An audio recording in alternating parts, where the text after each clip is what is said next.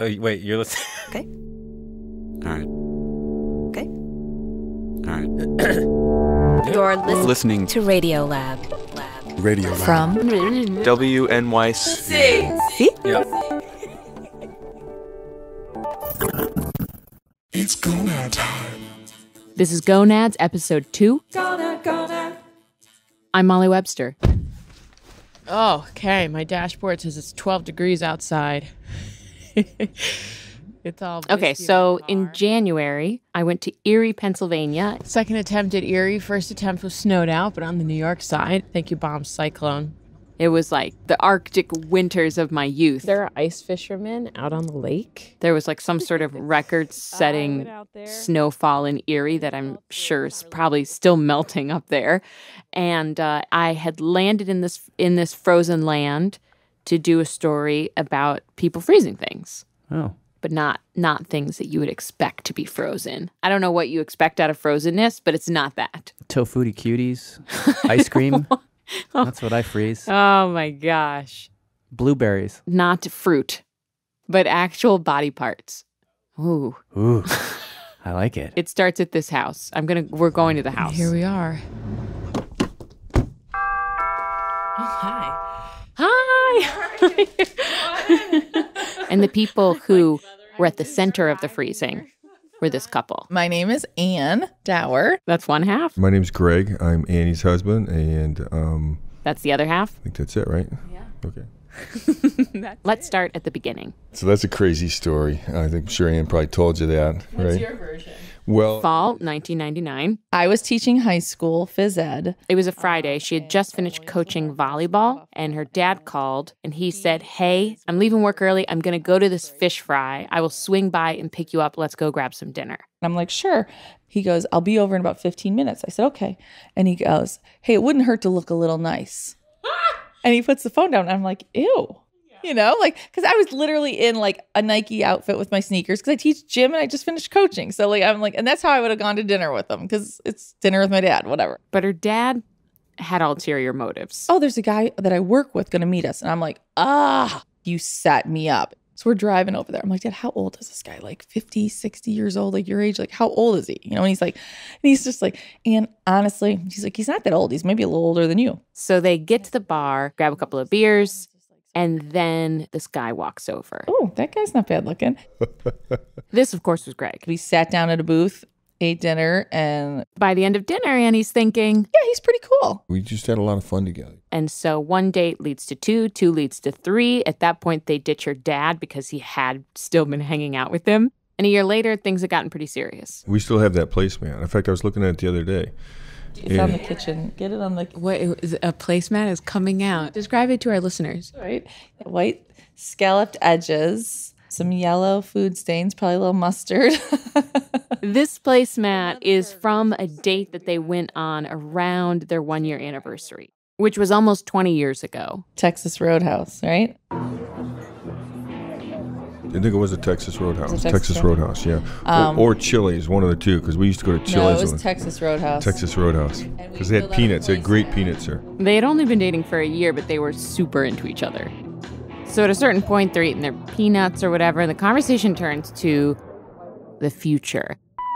It's like, say we're going to be together. What do you want? Like, what do you imagine? And we just kind of we were talking about all sorts of things, like kind of a little, almost a goal setting that we had. Like, how much would you want to make? You know, just real casual. Where do you want to live? We both really like Florida. We like the climate. So we put on there, I think, something like we wanted to be in Florida in 2005. And then before you know it, they're jotting down Children. kids, like how many kids they'd want to have together. 2 kids at least. We both agreed on that. Greg had already expressed at some point that family was super important to him. He loved having brothers and sisters. Annie felt the same way. Like we went to Christmas Eve this past Christmas, and I think there was 45 people there. And it was all family. But it's like, they don't write down that they just want to have kids. They start writing down Like names and stuff like that, you know? Jack Dauer, Jimmy, Tyler, Jake, Joseph, Joey. These were all names we were throwing around, boys' names. And then we had for girls, Taylor, Madeline, Bobby with an I, because his dad's name was Robert. and then they wrote their own names down on it. And he signed it and I signed it with the date.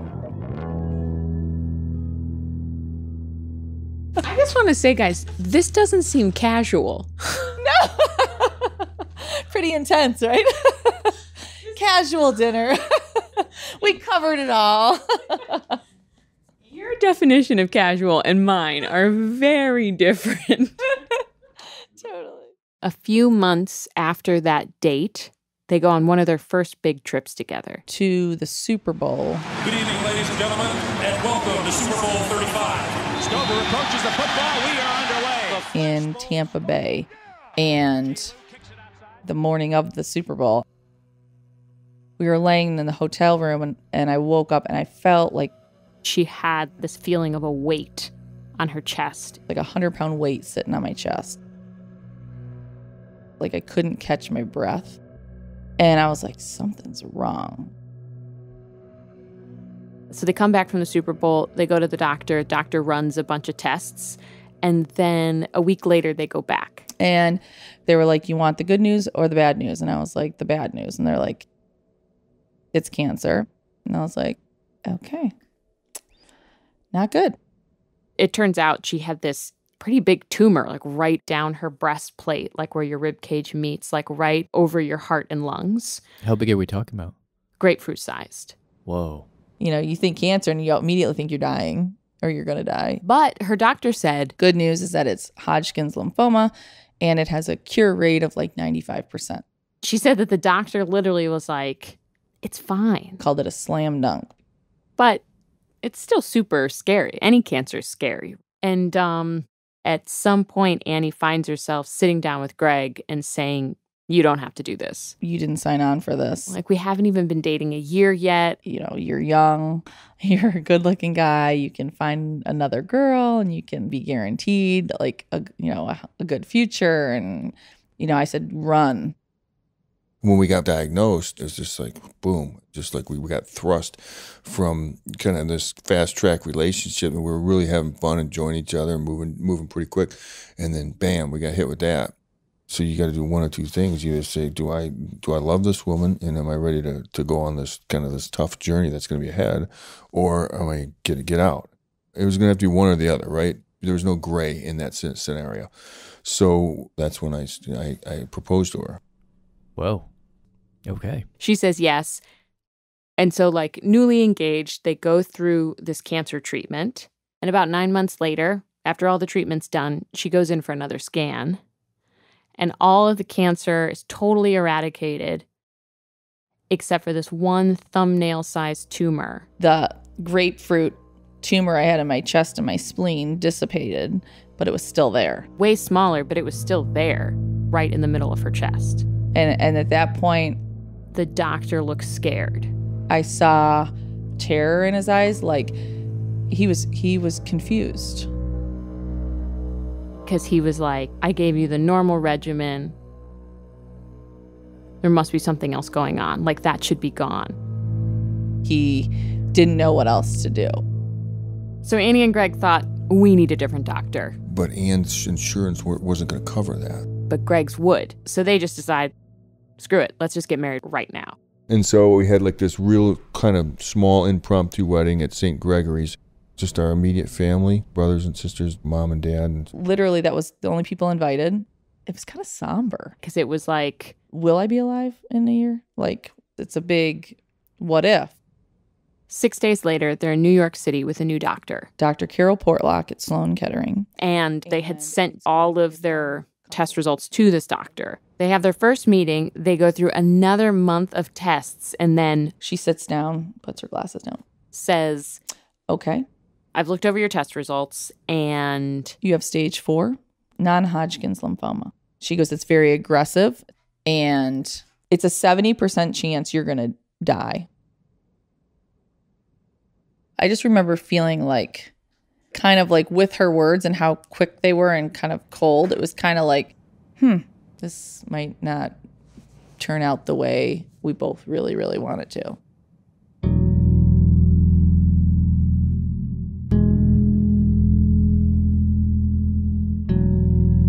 Annie asked the doctor, how will you treat this? Doctor says it's this super intense chemotherapy and a stem cell transplant, which is a very intense procedure. And then I asked her, what can I do about my fertility? And she looked at me like I had 3 heads, like she goes, my darling, forget the fertility. You're fighting for your life.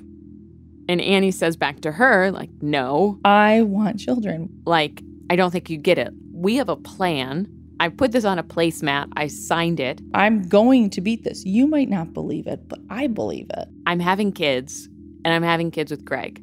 And when I asked her why she was so adamant about it, she just said it was a couple of things.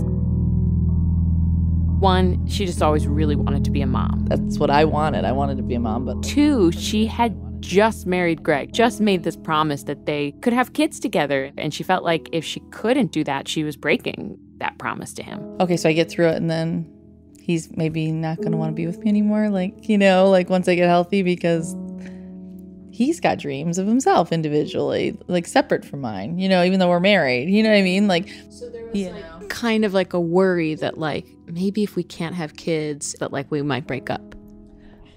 Not really a worry, but a thought, kind of, as you lay there and you're taking all. Well, I definitely wanted kids, but I wasn't. However this goes, I'll be happy, and so. My focus was on getting her healthy.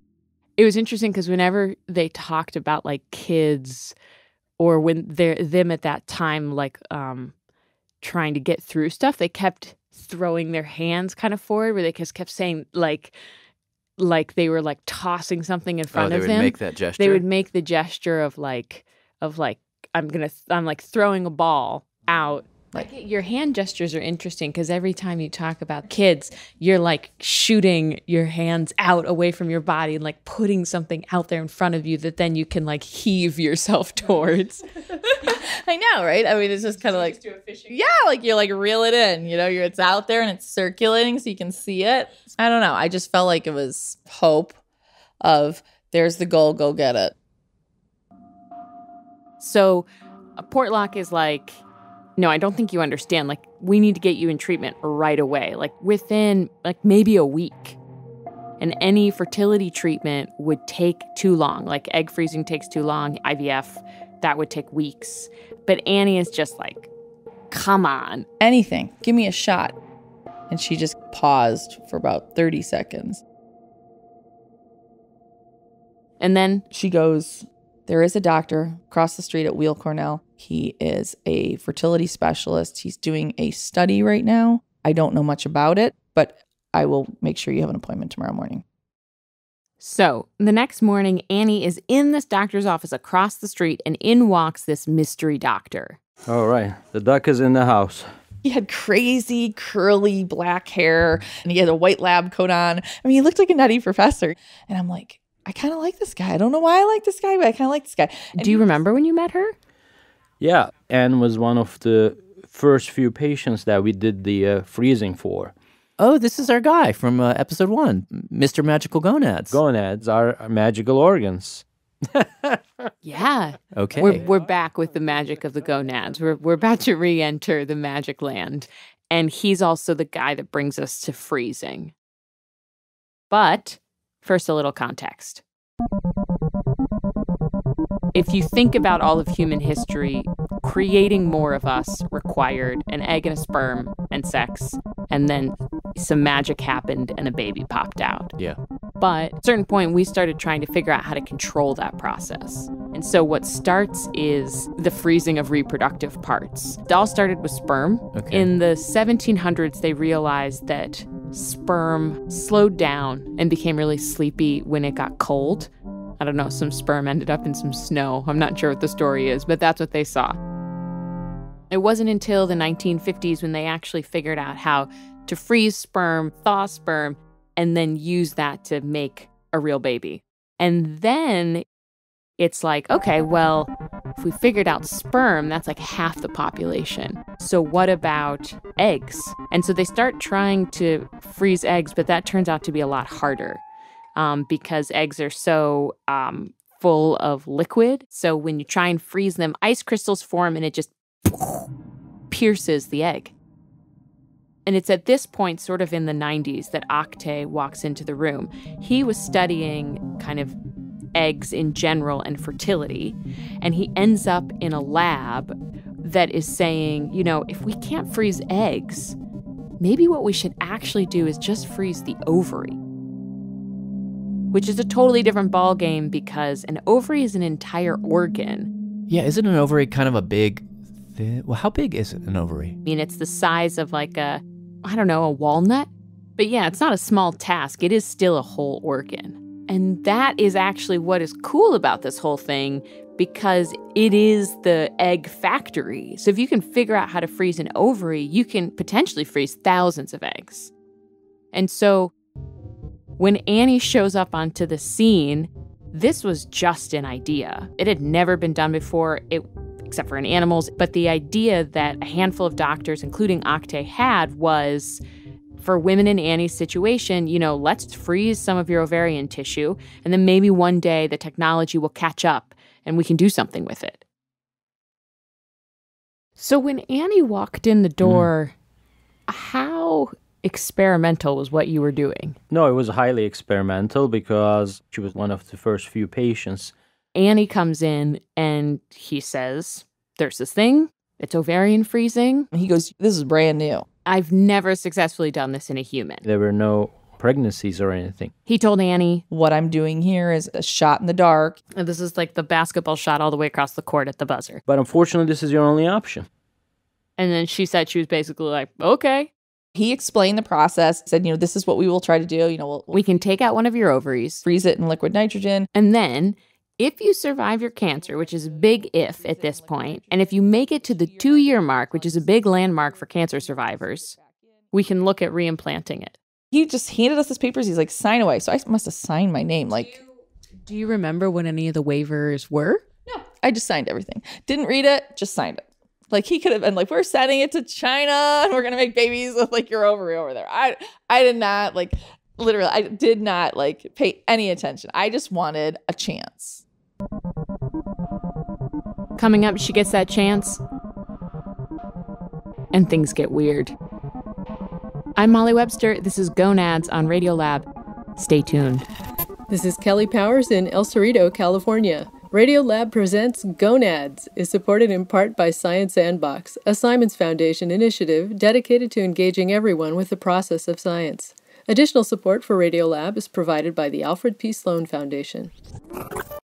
It's Molly. We're back, picking up where we left off. It's right after getting this terrible cancer diagnosis, and Annie is in the OR, and Dr. Octay takes out one of her ovaries.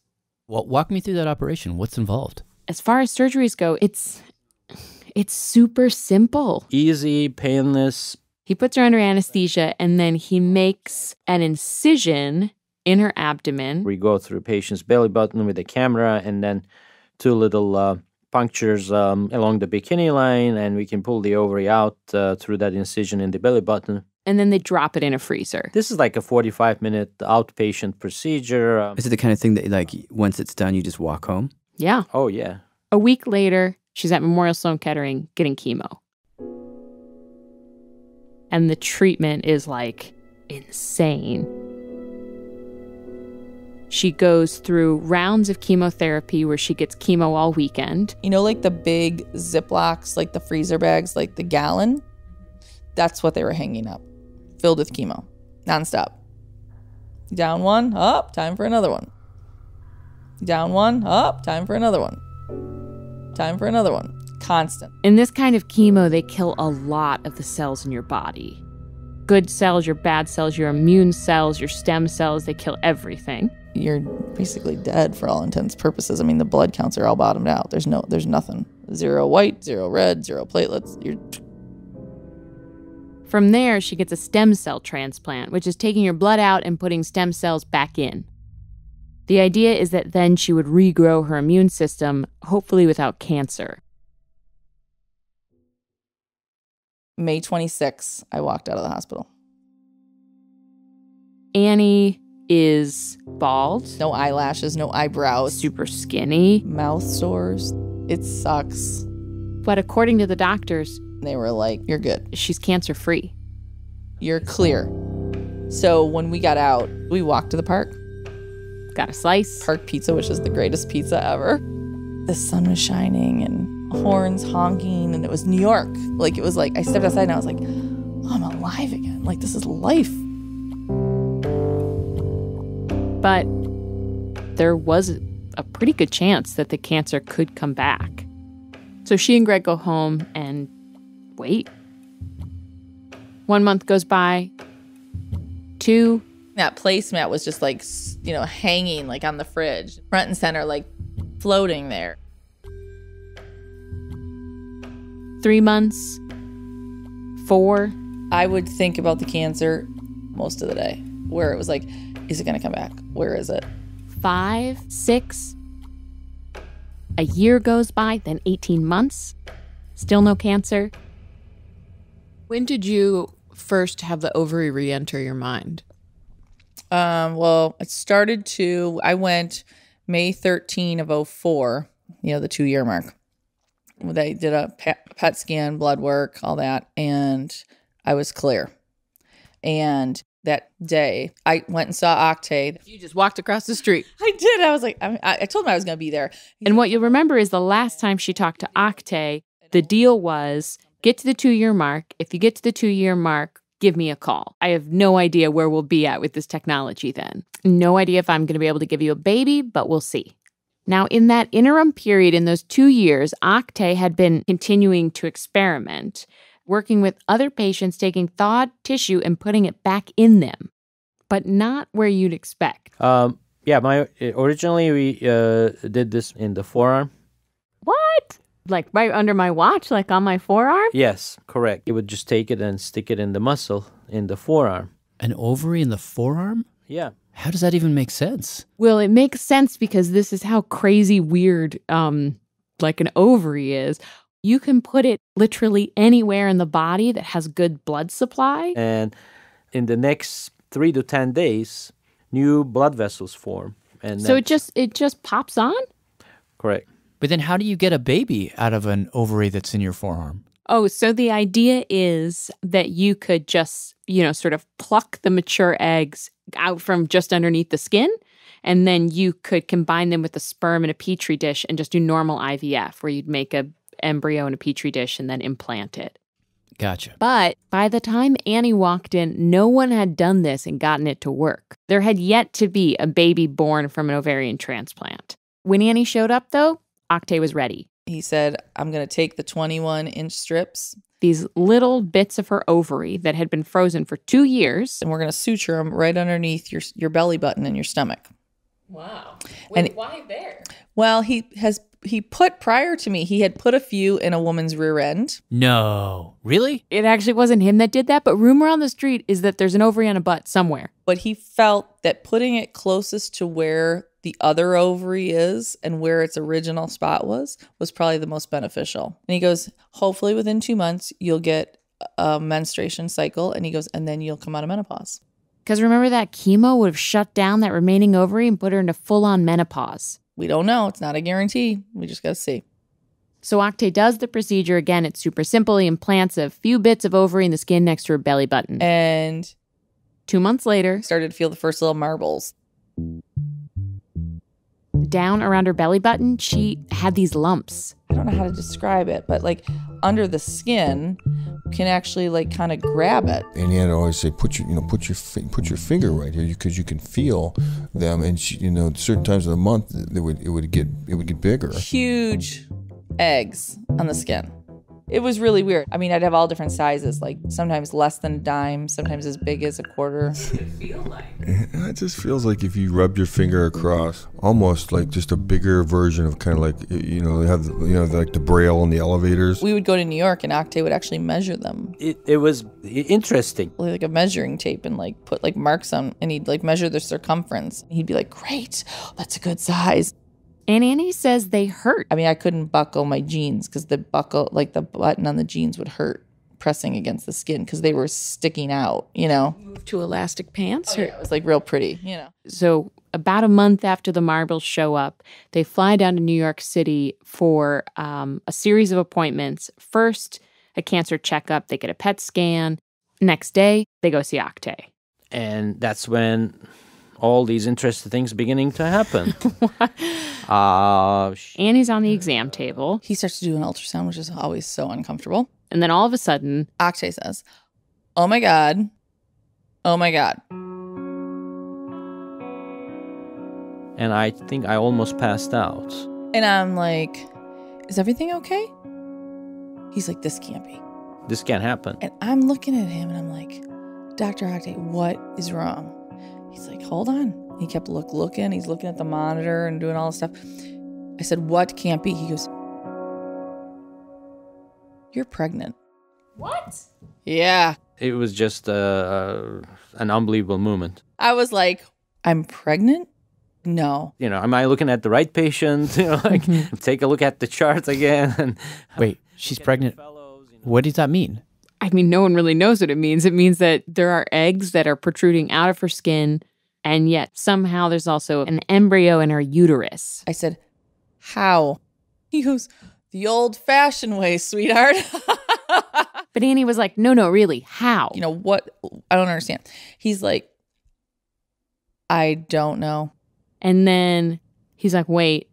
I'm trying to find a heartbeat. It turns out there was no heartbeat. it's not viable. Oh, fuck. And it goes on from there. They get into the car, phone rings. It's Dr. Moskowitz from Sloan. I'm like, shit. Like, why is he calling us? The shoe's going to drop.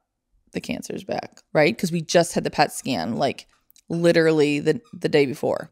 So she picks up the phone. I'm like, "Everything okay?" He's like, "Your scans are fine. You're clear." I said, "Oh, okay. I thought you were calling." He goes, "I know what you thought." He goes, "You thought I was calling to tell you that the cancer's back and to get back to the hospital." And I was like, "Yeah." And he's like, "No, you're cancer free." He goes, "Did you know you're pregnant?" And I'm like, "Just found out." He's like, "You went to Akshay?" And I said, "Yep." And he goes, "Did you know you were pregnant before you had the PET scan?" And I said, "No." I said, "Could the PET scan have killed it?" He said, "Yes." So that was kind of hard. Kinda. Because it was like, shit. Wow, that is crazy whiplash. Yeah. Wait, can I just, let me just catch up here. How did this, like, she's got marbles in her belly button. Marbles in her belly button. And now you're saying that suddenly a baby appeared in her uterus? That's a long way away from her belly button. I don't get it. I don't get it. Like, so what did the belly button, what happened? That's the question. There are so many different possible answers. Definitely something happened there. And what was that something? Divine intervention? I don't know. So Akshay eventually does publish 2 papers on this. And he raises like a lot of different ways this could happen. In Annie's, here's maybe the thing to remember for all these explanations. So yes. So if you think about Annie's body right now, there's the one ovary that was left inside that is now defunct. Dead. Right? Everyone describes it as like a dead ovary. Because it's been killed by the chemo. Right. So you've got the dead ovary inside her. You've got the transplant below her belly button in the skin, which is very much alive, full of eggs. Little marbles. So to get a pregnancy, here's what might have happened. A couple different options. First, maybe one of these immature sort of egg cells near her belly button slips out of the transplanted ovarian tissue. It's into the bloodstream, is transported through the bloodstream all around the body. Into the opposite ovary. The dead one, where it is like, this is the place I want to be. It settles, and then in there is matured, and then can be sucked up by the fallopian tube and made into a baby. Correct. So biologically speaking, it's plausible. Let's remember, germ cells got to the ovary through a long migration. Remember, last episode? The Great Migration. The Great Migration. But this would be the Great Migration times 1,000,000 because it's going all around the body. Yeah. The most likely and most reasonable thing that probably happened is that the ovarian transplant, in reconnecting with the body, sends out its signals like, hey, we've got some hormones going on here. And these hormones help the other ovary wake up. Turn back on. And then if it had any remaining egg cells that were like dormant, maybe you could like rejuvenate them or get them to mature. and then those could become a baby. Well, so either these eggs are going on a journey like no other, or they're waking the dead. Yeah, it's two very reasonable options. That's bananas both ways. Yeah. It's like double bananas. It is so bananas that when it happened, Octay just thought it was Luck. like maybe that ovary inside her, the dead one, just had like one last egg.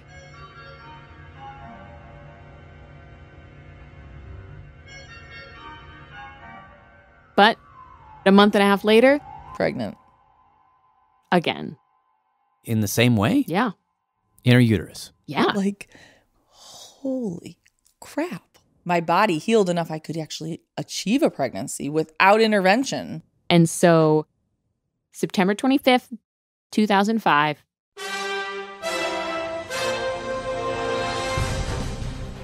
Sienna Ann Dauer was born. A healthy baby weighing 8 pounds, 6 ounces.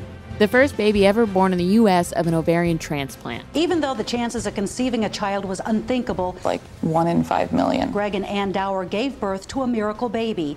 The end result is awesome. We got a beautiful baby girl. Greg, Annie, Octay, Dr. Kutluk Oktay. little baby Sienna, hit the road on a media blitz. She is now the mother of a bouncing baby girl, the first ever to be born in the U.S.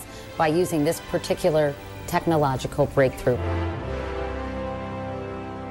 So that happens. And then 3 years later, Pregnant. it happened again. With little Greg. Same thing, the old-fashioned way? Yes. And at this point, they're like, we're good. We had a girl, a boy. They were healthy. No issues, thank God. They felt like we have executed the dream of the placemat. No intention of having another one. Like 0. But 4 months later, Pregnant. again. 3 babies, back to back to back. I mean, how do you become super fertile after being in clinical menopause for 2 years? Does he still think that Annie and Greg got lucky, that this was kind of a one-off? No, because since Sienna was born, we've had many more babies born from this procedure. Yeah, as we stand now, there are perhaps over 100 babies born all around the world. And it's no longer like just happening within the fertility community. I bumped into doctors that are experimenting using it with women who are going into menopause, an ovarian patch that will inject hormones to delay menopause. The other place where I bumped into it is in the trans community, where kids who are transitioning from female to male are opting to, or their parents are choosing to, freeze their ovary so they have a chance of possibly having biological kids if they want to do that. So it is cool because you have this feeling of like when I was standing in the room with Annie, I kept having this like feeling of This is the best dog. You just feel like really close to some sort of power, like maybe because which is kind of ridiculous because I have this power too, right? I have ovaries. But them being outside the body and like she said, kind of like sci-fi experiment. It's just like humans are marching towards this moment of just like regulating every part of the human process. But then almost as quickly as you have that thought, you realize it's 13 years later. You have these kids running around, and Octay still doesn't really understand what happened. Wow. This is Molly. Hi. This is Sienna. I'm Molly. I don't know if anyone does. How are you? What are you working on? My science fair project. What is this? I didn't even know you had this, Mom. They're just now getting to the age to where we talk to them about it, and we showed Sienna some of the tapes, and we showed her some of the footage from being on the Today Show. I've seen this picture before, though, because if you search up my name on Google, I searched up my name, and this picture came up in a bunch of other ones of me as a baby, so. Wait, what is this you guys have? You have a whole magazine. The world's most amazing baby. With her 10 cute fingers and her 10 cute toes. Yeah. This is Greg, baby number 2. Ann Dauer is not just another adorable newborn. She is a miracle of... And baby number 3, Kate. was feeling a little overlooked. Why is everything signed to Sienna? Like, this magazine has Sienna. Well, because she was the first baby that was born in an ovarian tissue transplant. You guys are number 2 and 3 in the country. 10 cute fingers and 10 cute toes.